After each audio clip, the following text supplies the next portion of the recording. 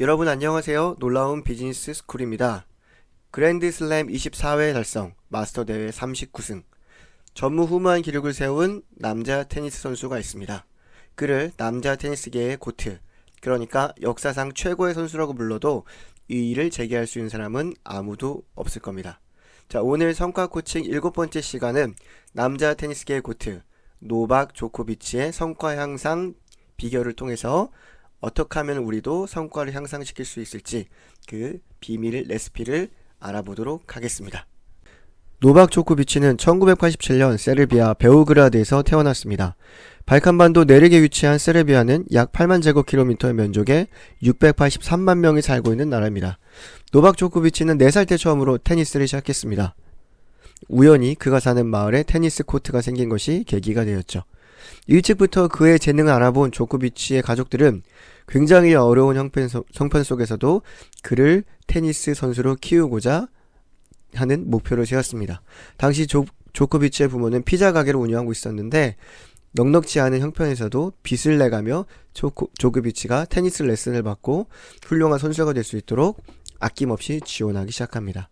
그가 5살에서 6살이 될 때쯤 그를 가르치던 코치는 그의 재능을 알아보고 아마 조코비치는 17살쯤이 되면 세계적인 수준의 실력을 가진 선수가 될 거라고 이야기를 하기도 한 것으로 알려져 있습니다. 2003년 프로로 데뷔한 조코비치는 2005년 처음으로 메이저 대회에 참가했고 2년 후인 2007년 마이애미 오픈에서 커리어 사상 첫 마스터 대회 우승을 차지했습니다. 그렇게 커리어를 쌓아오던 그는 굉장히 뛰어난 선수였지만 아직 최고의 선수는 아니었습니다. 2010년까지는 말이죠. 조코비치가 최고의 선수 성장한 시점이 바로 2011년입니다. 2011년 그는 세계의 그랜드슬램 타이틀, 5개의 마스터스 타이틀을 획득하며 전성기를 향한 문을 열어젖혔습니다. 이런 변화의 계기는 2010년 겪은 슬럼프에서 시작된 것으로 알려져 있습니다. 2010년 그는 자신의 랭킹이 쉽게 오르지 않고 실력이 향상되지 않는 것 때문에 굉장히 많은 고민을 가지고 있었다고 합니다. 그래서 자연스럽게 슬럼프가 찾아왔고 결국 그는 자신이 테니스를 그만둬야 할지도 모른다는 생각까지 하고 있는 것으로 알려져 있었습니다. 하지만 그의 코치로부터 자신이 랭킹이나 결과와 무관하게 테니스를 너무나 사랑한다는 것을 발견하게 되고 그 슬럼프를 극복하게 됩니다. 또 이때쯤 그는 자신이 일종의 글루텐 알레르기인 셀리악병을 가지고 있다는 사실을 발견하게 됩니다. 그래서 모든 식단에서 글루텐을 제거한 글루텐 프리 식단을 도입하게 되죠. 조코비치는 식단을 바꾼 이후 자신의 컨디션이 놀랍게 좋아졌다고 이야기를 합니다. 그리고 지금까지 그는 그 식단을 유지하고 있는 것으로 알려져 있습니다. 그 이후 2011년 조코비치는 놀라운 성과를 만들어내기 시작합니다. 그랜드슬램 24회 마스터 대회 39승이라는 전무후무한 기록을 세우기 시작한 거죠. 자, 조코비치는 자신이 무엇보다 테니스를 사랑하고 여전히 테니스에서 세계 최고가 되고 싶어 한다는 사실을 발견했습니다.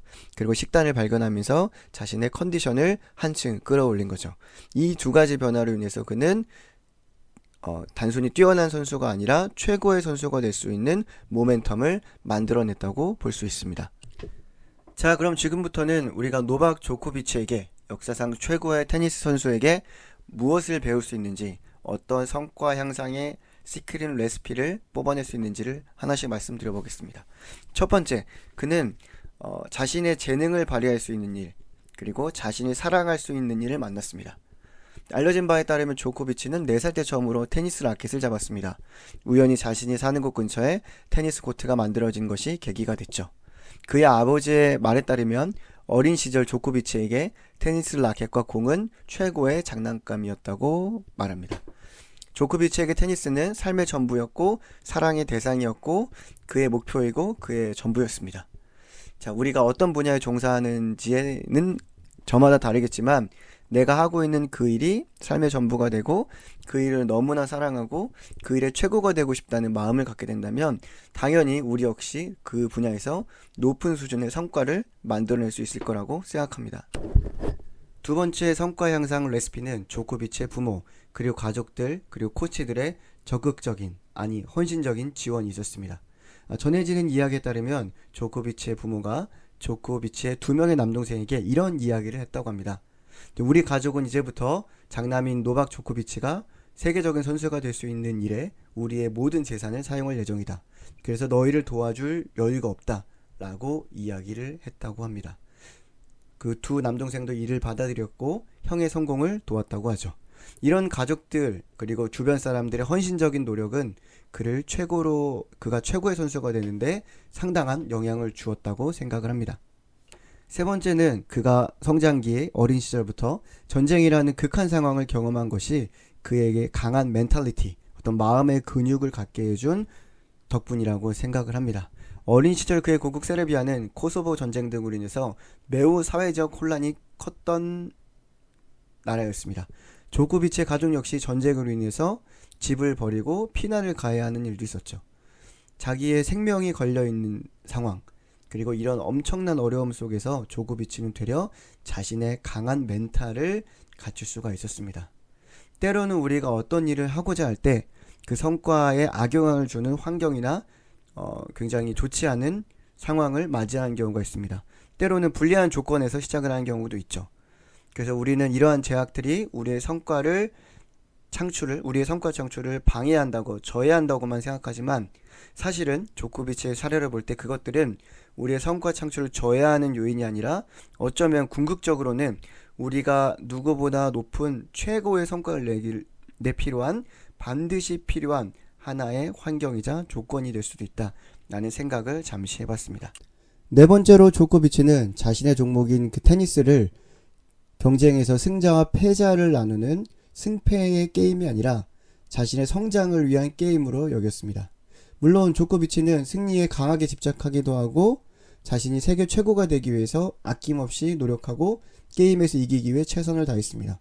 하지만 그에게는 승리와 패배만이 게임의 목표이자 전부는 아니었습니다. 얼마 전 조코비치가 최근 10개의 메이저 대회 중 7개 대회에서 우승할 수 있던 이유를 묻는 질문에 이렇게 답했습니다. 나는 훈련, 멘탈 회복 등 모든 면에서 일주일에서 한 달 단위로 늘 변화가 있다.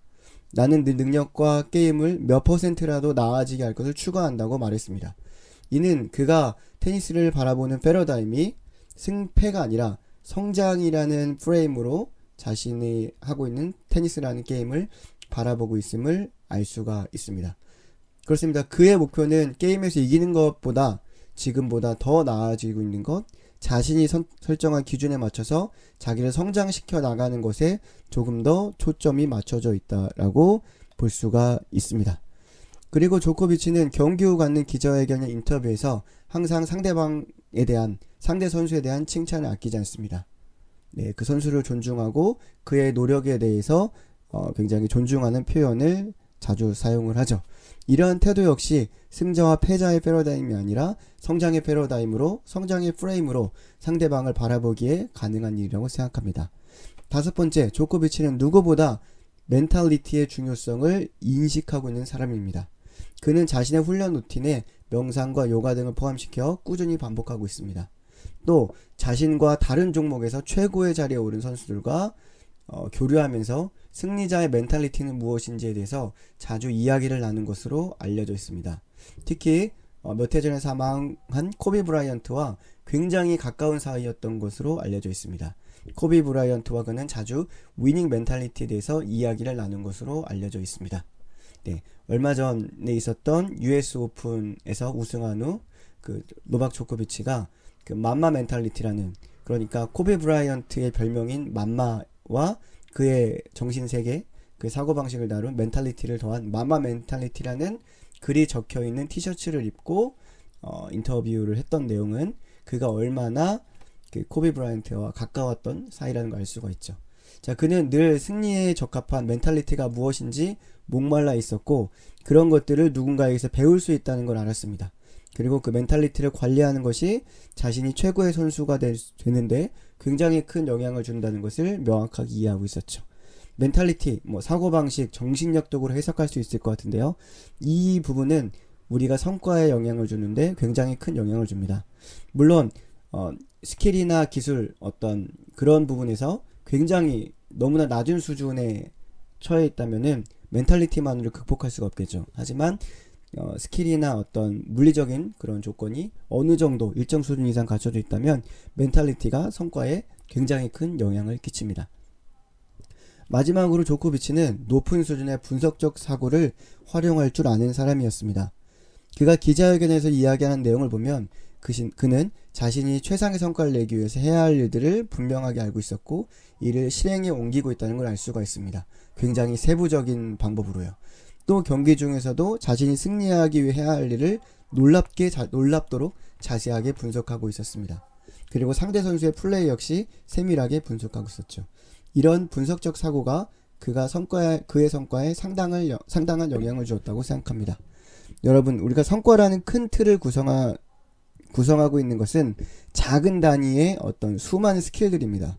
그런 것들을 하나하나 파악해내고 그 작은 스킬들을 하나하나 일일이 성장시켜 나가는 것이 전체적으로는 큰 성과를 만들어내는 비결이라고 생각합니다.